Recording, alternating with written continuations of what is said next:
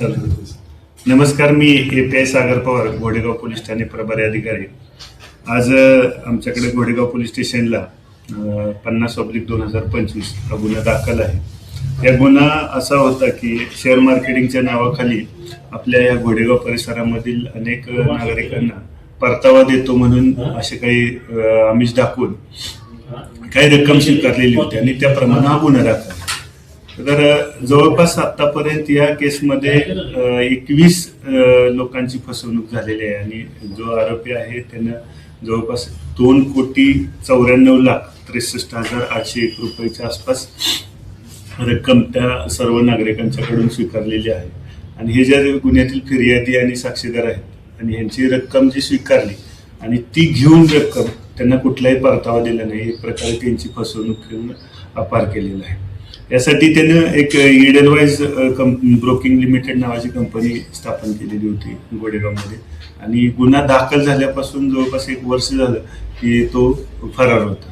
आणि आमच्या टीमला 2-3 वेळा यामध्ये प्रयत्न केले.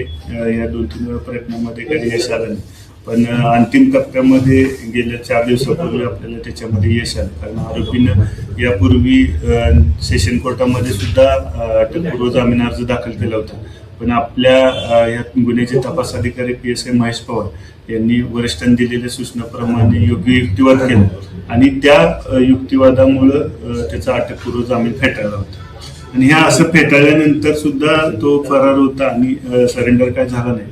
जे टेक्निकल वर्कआउट जे केलं होतं आमचे पोलीस कॉन्स्टेबल तळपे आहेत, त्यांना सर्व टीमने मदत केली. त्याचबरोबर आमच्या या गुन्ह्याचं सगळे कागदोपत्री काम बघणाऱ्या महिला पोलीस हवालदार तुरे मॅडम आहेत आणि ह्या सगळ्यांच्या आमच्या वरिष्ठांनी दिलेल्या सूचनाप्रमाणे आणि मार्गदर्शनाप्रमाणे आरोपीला आम्ही नवी मुंबई येथे एक चांगल्या प्रकारे वर्कआउट करून ताब्यात घेतलं. ताब्यात घेतल्यानंतर आरोपीला आपण कोर्टामध्ये हजर केलं. कोर्टानं आपल्याला जवळपास 3 दिवसाची PC दिली होती आणि काल कोर्टाला आपण वाढीव पोलीस कस्टडी मागितली असतं आणि न्यायालयाने त्याला न्यायालयीन कोठडी मंजूर केलेली आहे.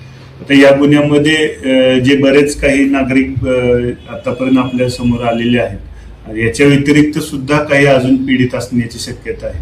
तर मी आपल्या या सर्व माध्यमातून सर्व जनतेला आवाहन करतो की आपली अशा प्रकारे या आरोपींकडून काही फसवणूक झालेली असेल तर त्यांना त्याबाबतची काही डिटेल्स असतील तर तुम्ही घोडेगाव पोलीस स्टेशन येथे संपर्क साधावा आणि त्याबाबतची माहिती द्यावी, जेणेकरून याबाबत आपल्याला ठोस अधिक अजून कारवाई करता येईल.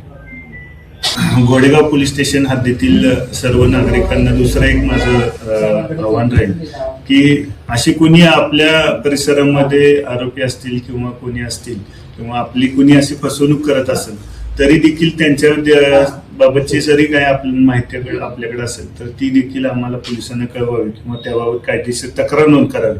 आणि दुसरे एक आहे की नागरिकांना अशा कुठल्याही फसव्या योजनेला किंवा स्कीमला बळी न पडता आपण आपली जी काही कमाई आहे ती आपण सुरक्षित ठिकाणी ठेवावी.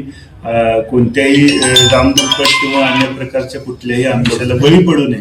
अशा कुठल्याही झटपट योजना कार्यरत नसतात, अधिकृत नसतात आणि यातून आपलं नुकसानच आहे आणि आपला तोटाच आहे हे देखील आपण लक्षात घेतलं पाहिजे.